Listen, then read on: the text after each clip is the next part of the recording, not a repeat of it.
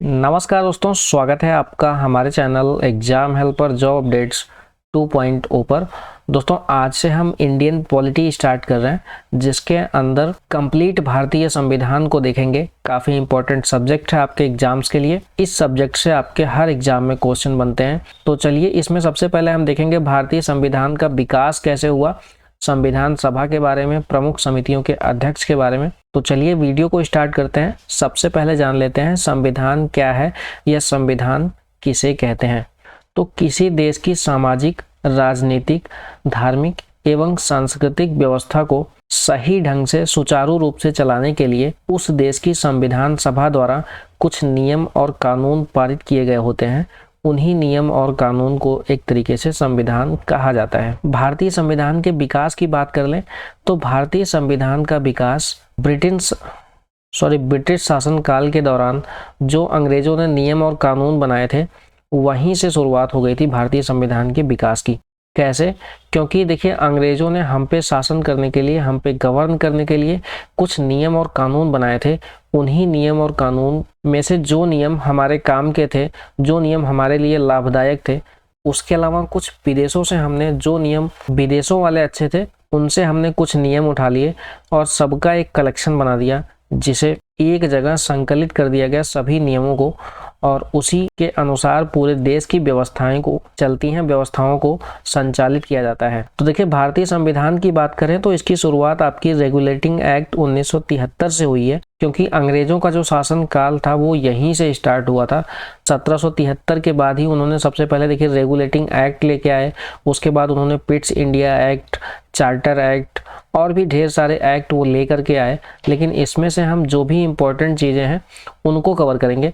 तो देखिए, सबसे पहले आपका रेगुलेटिंग एक्ट आया, और यहाँ पे दूसरी चीज़ आपका 1935 का भारत शासन अधिनियम। यह आपका क्यों इम्पोर्टेंट है? क्योंकि आपका मैक्सिमम जो कानून है, 60% आपके जो अनुच्छेद लिखे गए हैं वह आपके 1935 के भारत शासन अधिनियम से ही यहाँ पे उठाए गए हैं। उसके अलावा कैबिनेट मिशन, यानी 1946 में ये कैबिनेट मिशन का गठन होता है, जिसमें संविधान सभा का निर्माण किया जाता है। उसके बाद संविधान भारत का कैसा हो उसके बारे में डिस्कशन होता है, और बाद में भारतीय संविधान को डॉक्टर भीमराव अंबेडकर द्वारा लिखा गया। तो उसी के लिए संविधान भारत का कैसा हो, उसी के लिए यहाँ पे 1946 में कैबिनेट मिशन का गठन होता है। तो ये तीनों चीज़ आपकी इम्पोर्टेंट है। चलिए सबसे पहले जान लेते हैं 1973 का रेगुलेटिंग एक्ट। तो देखिए, 1757 की प्लासी का युद्ध और उसके अलावा 1764 का बक्सर का युद्ध, जिसमें कि सिराजुद्दौला हार गए थे। बंगाल में सिराजुद्दौला का शासन था, लेकिन सिराजुद्दौला बक्सर के युद्ध में 1764 ईस्वी में हार गए, और वहाँ पे बंगाल में पूरी तरीके से अंग्रेज़ों का शासन हो गया। और अंग्रेज़ों ने तब स्थापित किया वहाँ पे ब्रिटिश ईस्ट इंडिया कंपनी, और उसके बाद उन्होंने हम पे गवर्न करने के लिए, हम पे रूल करने के लिए कुछ नियम और कानून बनाते गए समय समय पर, और उन्हीं नियम और कानून के तहत वह भारत पर शासन किया करते थे। और उसी नियम और कानून के जो अच्छे अच्छे पॉइंट्स थे, उसी के साथ साथ भारतीय संविधान का भी निर्माण बाद में किया गया। तो देखिए, 1773 का यहाँ पे जो रेगुलेटिंग एक्ट अंग्रेजों द्वारा लाया गया, उसी के तहत सबसे पहले कोलकाता में एक सुप्रीम कोर्ट की स्थापना हुई, और जिसके पहले मुख्य न्यायाधीश एलिजा इम्पे थे। तो यह क्वेश्चन आपका कई एग्जाम्स में पूछा गया है कि 1774 में कोलकाता में सुप्रीम कोर्ट की स्थापना हुई, जिसके अंतर्गत सबसे पहले मुख्य न्यायाधीश कौन थे? तो यहाँ पे आंसर हो जाएगा आपका एलिजा इम्पे। चलिए आगे बात करते हैं 1935 का भारत शासन अधिनियम के बारे में। तो 1935 का भारत शासन अधिनियम क्यों इम्पोर्टेंट है? क्योंकि यहाँ पे 60% कानून, 60% जो अनुच्छेद थे, वह आपके इन्हीं भारत शासन अधिनियम के से लिए गए थे। 395 अनुच्छेद में से लगभग 250 अनुच्छेद आपके इन्हीं भारत शासन अधिनियम से लिए गए। उसके अलावा 1935 के भारत शासन अधिनियम की बात करें तो इसी के तहत भारतीय रिजर्व बैंक की स्थापना हुई, जो कि इस टाइम सभी बैंकों की आपकी गवर्निंग बॉडी है, भारतीय रिजर्व बैंक। उसकी स्थापना हुई थी आपकी 1935 भारत शासन अधिनियम के तहत। और उसके अलावा 1935 के भारत शासन अधिनियम के तहत ही 1937 में म्यांमार यानी वर्मा को भारत से अलग कर दिया गया। देखिए, म्यांमार की बात करें तो मैप में देख लीजिए आप, म्यांमार यहाँ पे है। जो आपके ईस्ट वाले कंट्री हैं, मिजोरम, उसके अलावा मणिपुर, नागालैंड और उसके अलावा अरुणाचल प्रदेश, इन्हीं से सटा हुआ था ये आपका ये म्यांमार, और इसको आपका 1937 में भारत से अलग कर दिया गया। और देखिए एक और प्रश्न आपके लिए काफ़ी इंपॉर्टेंट है, 1935 भारत शासन अधिनियम के दौरान भारत का वायसराय कौन था? तो उस टाइम पे वायसराय थे आपके लॉर्ड वेलिंगटन। देखिए उसके बाद बात करते हैं 1946 में कैबिनेट मिशन का गठन होता है।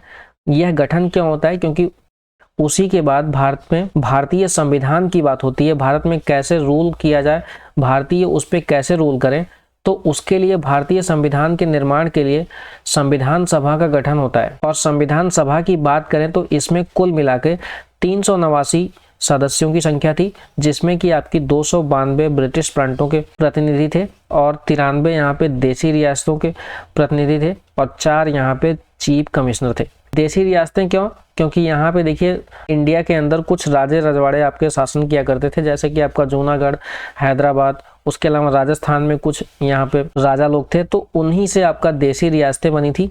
तो वह कुल मिलाकर के 93 देसी रियासतें थी और 292 ब्रिटिश प्रांतों के प्रतिनिधि थे। देखिए संविधान सभा की बात कर लें तो संविधान सभा में ये 3 डेट्स आपकी इंपॉर्टेंट है। एक तो आपका 9 दिसंबर 1946 और दूसरा आपका यहाँ पे 11 दिसंबर 1946 और तीसरा 13 दिसंबर 1946। यह देखिए तीनों ही डेट्स में आपकी 2 दिन का गैप है। तो देखिए सबसे पहले बात कर लेते हैं 9 दिसंबर 1946 की। तो संविधान सभा की जो पहली बैठक हुई थी वह आपकी 9 दिसंबर 1946 को हुई थी। और यह भी क्वेश्चन आपसे पूछा जाता है कि इसमें कितनी महिलाएं शामिल थीं, कितनी महिलाएं उपस्थित थीं। तो पहली संविधान सभा की बैठक में कुल 9 महिलाएं उपस्थित थीं। देखिए 9 दिसंबर की बात कर लें तो मुस्लिम लीग ने इस संविधान सभा की बैठक का पूरी तरीके से बहिष्कार करते हुए पाकिस्तान नाम से एक अलग देश की मांग की, मुस्लिमों के लिए पाकिस्तान नाम से एक अलग देश की मांग की, जिसके बाद वहां पे लड़ाई ना हो जाए, जिसके बाद आपस में वहां पे भगदड़ न मच जाए। उसके लिए संविधान सभा के सबसे बुजुर्ग सदस्य थे वहां पे डॉक्टर सच्चिदानंद सिन्हा, जिनको संविधान सभा का अस्थायी अध्यक्ष चुन लिया गया। तो अगर आपसे यह प्रश्न पूछा जाता है कि संविधान सभा का अस्थायी अध्यक्ष कौन था, तो आप यहाँ पे मार्क करेंगे डॉक्टर सच्चिदानंद सिन्हा। या फिर अगर यह पूछा जाए कि संविधान सभा में सबसे पहले अध्यक्ष कौन था, तो वहां पे भी आंसर होगा आपका डॉक्टर सच्चिदानंद सिन्हा। उसके बाद 2 दिन के बाद 11 दिसंबर 1946 को डॉक्टर राजेंद्र प्रसाद को संविधान सभा का अस्थायी अध्यक्ष चुन लिया गया। तो यह प्रश्न भी आपके लिए इंपॉर्टेंट है, संविधान सभा का प्रथम अस्थायी अध्यक्ष कौन था? तो यह आपका डॉक्टर राजेंद्र प्रसाद संविधान सभा के अस्थायी अध्यक्ष थे। उसके अलावा तीसरी डेट से आपकी यहाँ पे 13 दिसंबर 1946। तो 13 दिसंबर 1946 को संविधान सभा के समक्ष उद्देशिका प्रस्तावना या फिर उद्देश्य प्रस्ताव को जवाहरलाल नेहरू द्वारा पेश किया गया।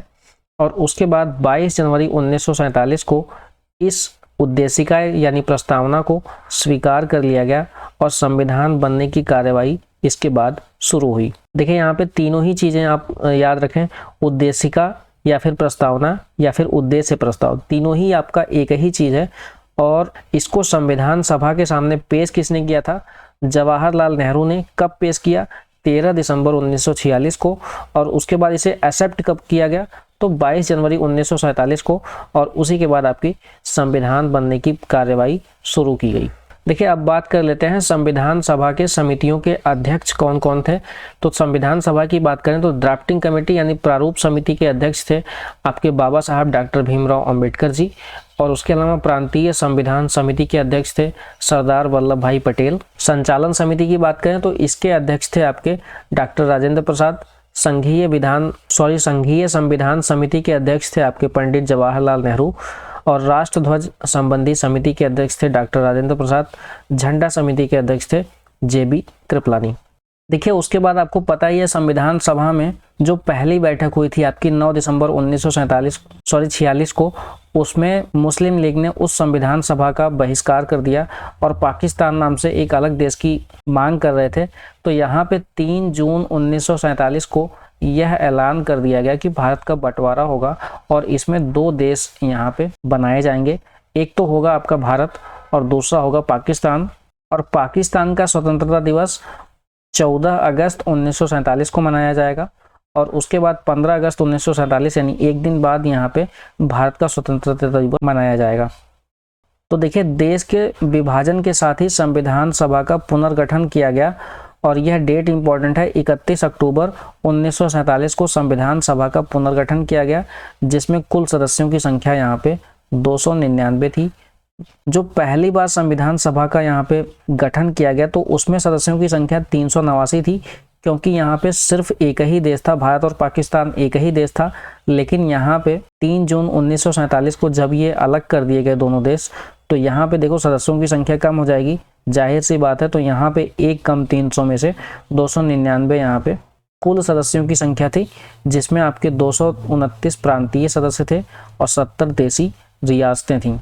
उसके बाद बात करें, देखिए दुनिया भर के संविधानों को बारीकी से समझने के बाद बाबा साहब डॉक्टर भीमराव अंबेडकर ने संविधान सभा का प्रारूप तैयार किया, संविधान सभा का मसौदा तैयार किया और भारतीय संविधान को बनाने की कार्यवाही शुरू की। और 26 नवंबर 1949 को भारतीय संविधान पूरी तरीके से बन के तैयार हो गया और इसे संविधान सभा द्वारा पारित भी कर दिया गया।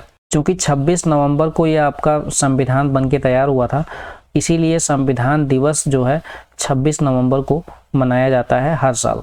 उसके बाद देखिए 26 जनवरी 1950 को भारत का संविधान भारत में लागू कर दिया गया और भारत एक गणतंत्र देश बन गया। देखिए एक चीज़ यहाँ पे इम्पोर्टेंट है, जब 26 नवंबर 1949 को यहाँ पे संविधान पूरी तरीके से बन के तैयार हो गया, तो यहाँ पे आपका ये टाइम क्यों लगाया गया, 26 जनवरी 1950 को संविधान क्यों लागू हुआ, क्यों यहाँ पे पहले ही नहीं लागू कर दिया गया? क्योंकि देखिए कांग्रेस अधिवेशन 1930 में जवाहरलाल नेहरू ने 26 जनवरी 1930 को ही भारत का आज़ाद घोषित कर दिया गया था। भारत को उन्होंने आज़ाद घोषित कर दिया कि आज से हम आज़ाद हैं, इसीलिए थोड़ा सा इंतज़ार किया गया और 26 जनवरी को ही यहाँ पे भारत का संविधान लागू किया गया। बात करें दोस्तों भारतीय संविधान के निर्माण में कुल समय की, तो कुल समय यहाँ पे देखिए 2 वर्ष 11 महीने और 18 दिन का समय लगा भारतीय संविधान के निर्माण में। और टोटल पैसों की बात करें तो देखिए 63,96,729 रुपये, एक तरीके से यहाँ पे लगभग 64 लाख रुपए का खर्चा आया भारतीय संविधान के निर्माण में। और जब संविधान बन के तैयार हुआ तो उसमें कुल मिला के 22 भाग, 395 अनुच्छेद और 8 अनुसूचियाँ थीं। लेकिन वर्तमान की बात करें तो देखिए ये गलत लिखा हुआ है, 395 अनुच्छेद, 22 भाग और यहाँ पे 12 अनुसूचियाँ हैं। देखिए ये अनुसूचियाँ ही आपका 4 बढ़ाई गई हैं, बाकी ये दोनों ही चीज़ आपकी सेम है। उसके अलावा देखिए भारतीय संविधान सभा द्वारा कुछ और चीज़ों की स्वीकृति दी गई। 22 जुलाई 1947 को राष्ट्रीय ध्वज, जिसे कि तिरंगा कहा जाता है, इसे यहाँ पे घोषित किया गया राष्ट्रीय ध्वज। यह डेट इंपॉर्टेंट है, 22 जुलाई 1947। उसके अलावा 24 जुलाई 1950 को राष्ट्रीय गान, जो कि आपका जनगण मन अधिनायक जय है वाला राष्ट्रगान है, वह आपका राष्ट्रीय गान यहाँ पे घोषित किया गया। और 24 जनवरी 1950 को राष्ट्रीय गीत वंदे मातरम को यहाँ पे स्वीकृति मिली। उसके अलावा स्वतंत्र भारत का पहला मंत्रिमंडल क्या था, इसमें कौन कौन से लोग मंत्री बने थे, यह चीज़ भी आपके लिए इम्पोर्टेंट है। तो देखिए प्रधानमंत्री उस टाइम पे सबसे पहले बनाए गए थे जवाहरलाल नेहरू। तो भारत के प्रथम प्रधानमंत्री कौन थे? जवाहरलाल नेहरू। और देखिए गृह मंत्री की बात करें तो सरदार वल्लभ भाई पटेल यहाँ पे गृह मंत्री बनाए गए। रक्षा मंत्री की बात करें तो बलदेव सिंह थे। थोड़ा सा याद कैसे करेंगे, बलदेव सिंह यानी कि जिसके पास ताकत होगी, जिसके पास बल होगा, वही आपकी रक्षा कर सकता है। तो यहाँ से आप याद कर सकते हैं रक्षा मंत्री बलदेव सिंह। आर.के. शनमुखम सेठी को बनाया गया वित्त मंत्री। उसके अलावा देश के सबसे काबिल व्यक्ति मौलाना अबुल कलाम आज़ाद को बनाया गया शिक्षा मंत्री। और जॉन मथाई यहाँ पर रेल मंत्री बनाए गए। जगजीवन राम को श्रम मंत्री बनाया गया। राजकुमारी अमृत कौर को स्वास्थ्य मंत्री बनाया गया। देखिए एक और चीज़ आपके लिए इम्पोर्टेंट है, अमेरिका का संविधान विश्व का प्रथम लिखित संविधान है। उसके अलावा भारत की बात कर ले तो भारत का विश्व का सबसे बड़ा लिखित संविधान भारत का ही है। तो प्रथम लिखित संविधान कौन सा है, वह आपका अमेरिका का हो जाएगा। और सबसे बड़ा संविधान किसका है, वह आपका भारतीय संविधान। तो यह था आज का वीडियो। फिलहाल के लिए दोस्तों वीडियो में इतना ही। Thank you for watching this video and please subscribe to our YouTube channel.